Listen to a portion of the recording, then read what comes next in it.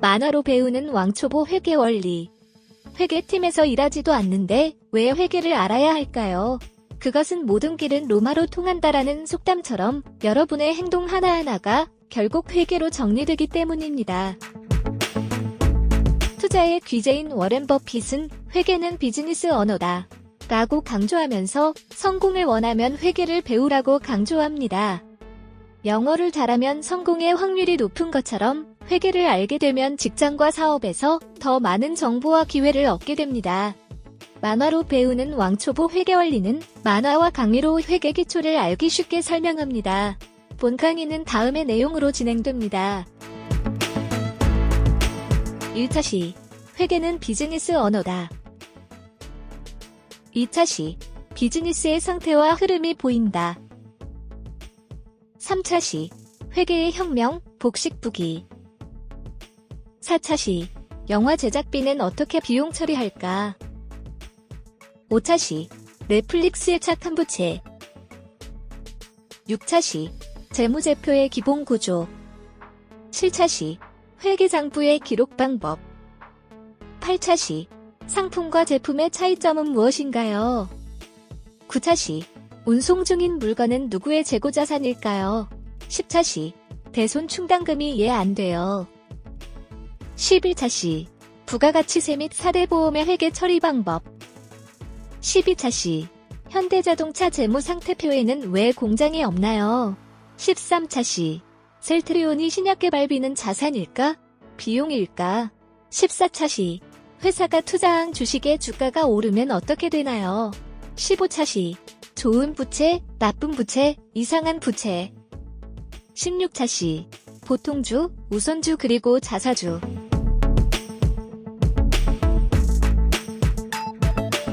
자, 이제 만화와 강의로 만나볼까요?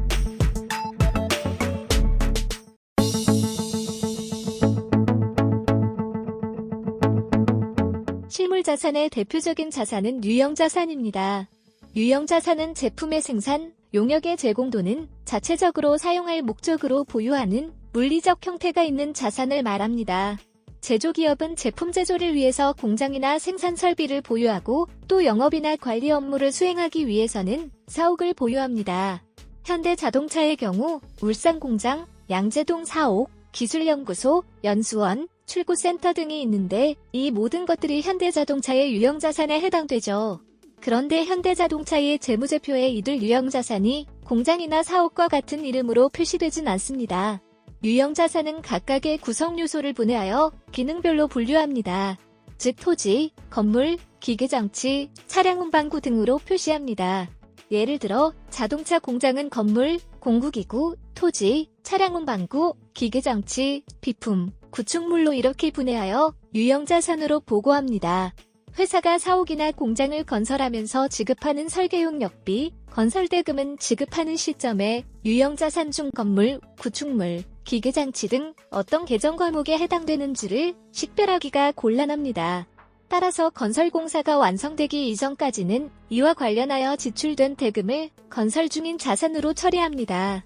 건설 중인 자산도 유형자산을 구성하는 하나의 항목입니다. 건설 중인 자산은 공사가 완료된 시점에 건물, 구축물, 기계장치 등으로 다시 분류하죠. 유형자산의 계정 과목은 업종의 특성을 반영하여 신설하여 표시할 수도 있습니다. 예를 들어 항공회사의 경우 항공기라는 계정 과목을 별도로 만들어 보고할 수 있습니다. 또 해운회사의 경우 선박이라는 계정 과목을 별도로 만들어 보고할 수 있죠. 한 가지 주의할 점은 토지라고 해서 무조건 유형자산으로 분류되는 건 아닙니다. 자산의 분류는 기본적으로 그 자산의 물적 속성보다 사업상 기능을 따릅니다. 가령 회사가 자기 상승 등 투자 목적으로 토지를 구입하면 투자부동산이 되고 사업 목적이면 유형자산이 됩니다. 유형자산은 일반적으로 구입 시점에 거액을 투자하고 향후 오랜 기간에 걸쳐 회사의 수익 활동에 공헌을 합니다. 따라서 수익 비용 대응을 위해 회사는 장기간에 걸쳐 사용하기 때문에 취득가액을 사용 가능한 연도에 걸쳐 비용으로 나누어 처리합니다. 이것을 유형자산의 감가상각이라고 부릅니다. 유형자산은 연중 고르게 사용되는 것이 일반적이지만 회계 처리의 편의를 위해 매 보고기간 말마다 1년간의 감가상각비를 한꺼번에 회계 처리합니다. 자산은 해당 유형 자산을 직접 줄이기보다 감가상각 누계액이라는 차감 계정을 사용하죠. 유형 자산의 감가상각에 따라 매년 기록된 감가상각비는 해당 자산이 어떠한 용도에 사용되었는지에 따라 해당되는 항목으로 처리해야 합니다. 예를 들어 공장에서 발생한 감가상각비는 제조원가로, 사업과 가치 판매 및 관리 활동과 관련된 감가상각비는 판매비와 관리비로 처리합니다. 현대차의 경우 울산 공장의 감가상각비는 제조원가로, 양재동 사옥의 감가상각비는 판매비와 관리비로 처리합니다. 이때 제조원가로 처리한다는 것은 생산 시점의 자동차의 원가에 포함되어 궁극적으로 판매 시점의 손익계산서에 매출원가로 보고된다는 의미죠.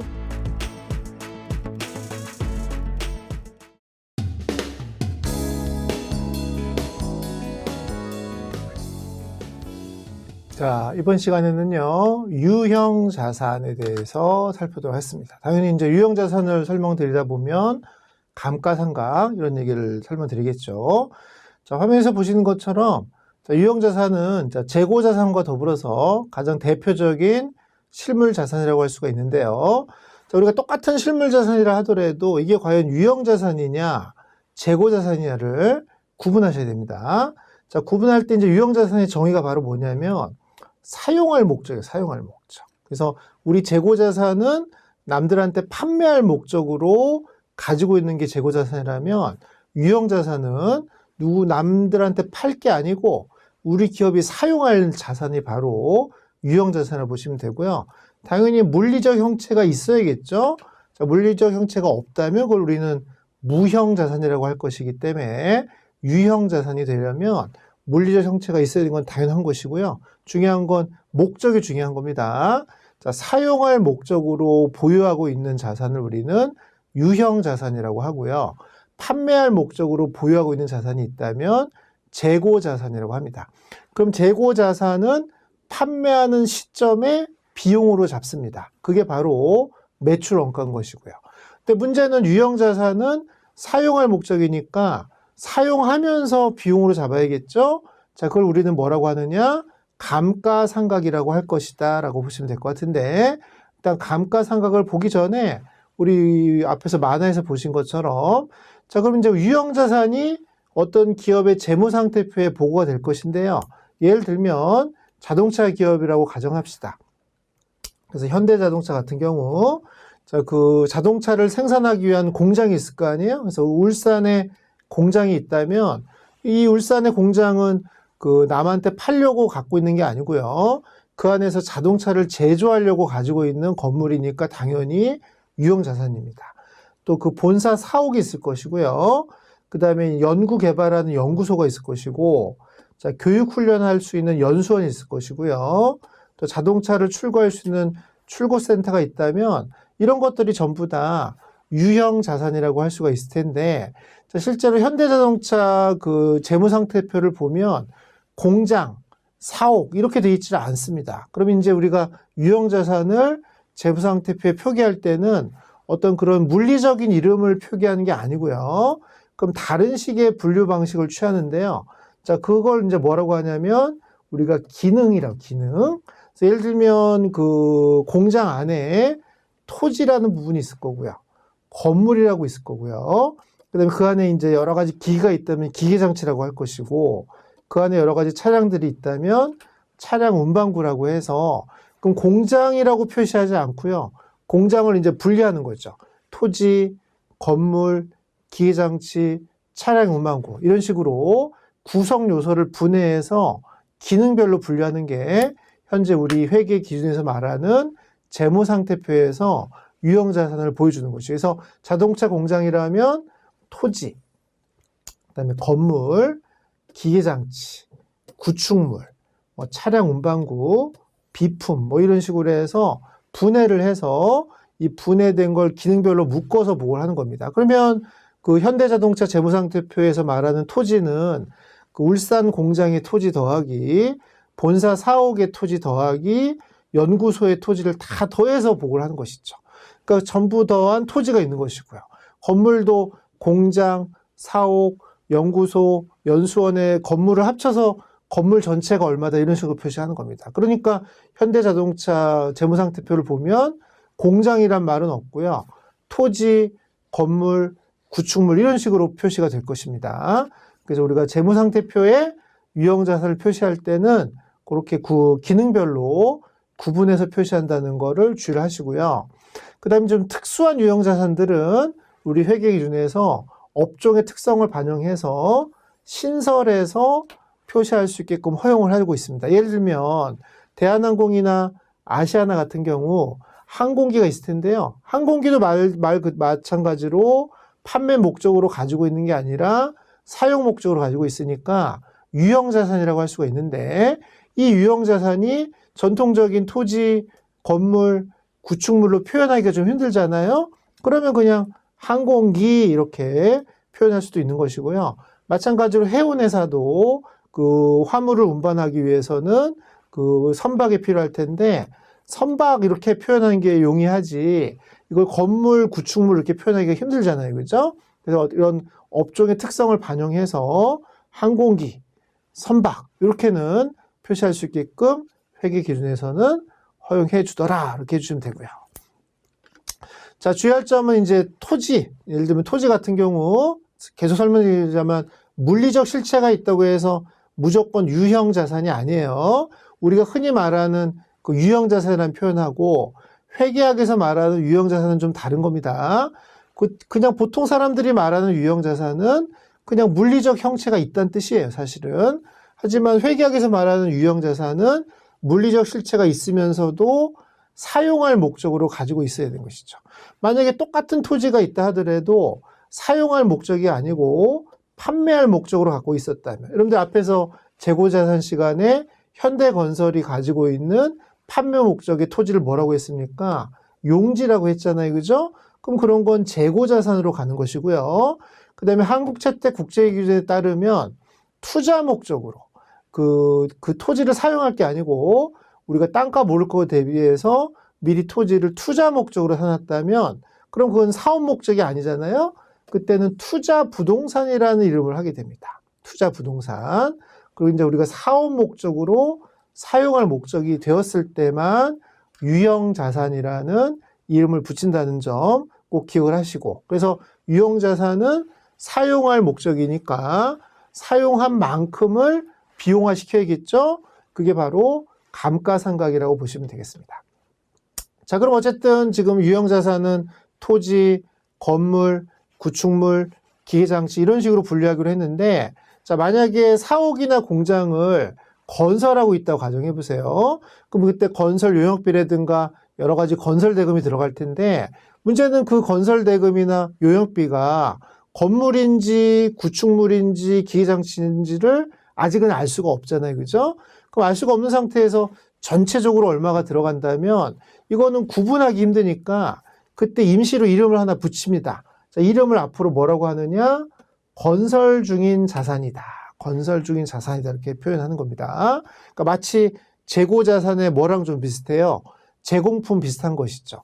원재료를 투입해서 제품이 나오기 전까지 단계를 우리가 제공품이라고 하듯이 유형 자산에서는 뭔가 건설 중인 이런 상태인데 아직 건물인지 구축물인지가 구분이 불분명한 상태를 우리는 건설 중인 자산이다라고 표현한 것이죠.